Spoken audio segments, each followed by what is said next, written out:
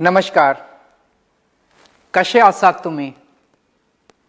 BJP के एक MLA ने अपनी ही पार्टी की सरकार के मंत्री पे एक बहुत बड़ा आरोप लगाया है कि वो मंत्री सरकारी नौकरी देने के पैसे लेता है, रिश्वत लेता है.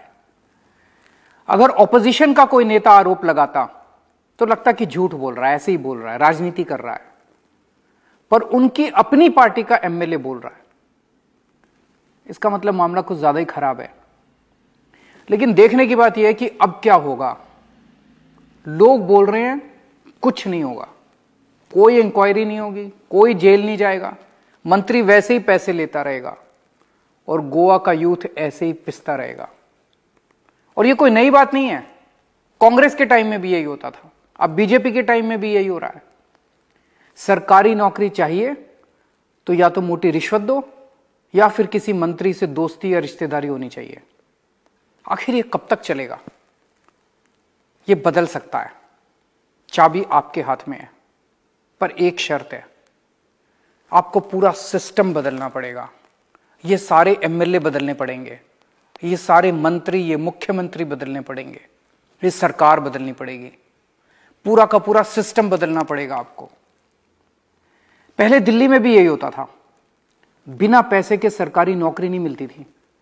फिर दिल्ली के लोग इकट्ठे हो गए, उन्होंने मिलके एक ईमानदार पार्टी को मौका दिया, आम आदमी पार्टी की सरकार बनाई. आज दिल्ली में बिना पैसे के सरकारी नौकरी मिलती है, केवल मेरिट पे. हमने दिल्ली में पूरा सिस्टम बदल दिया. गोवा के यूथ से मेरी अपील है, गोवा को केवल आप बचा सकते हो. Enough is enough. इस बार कांग्रेस और बीजेपी दोनों का गेम खत्म कर दो. ईमानदार पार्टी लाओ. जैसे दिल्ली के लोगों ने अपनी तकदीर बदली थी, आप मिलके गोवा की तकदीर बदल दो.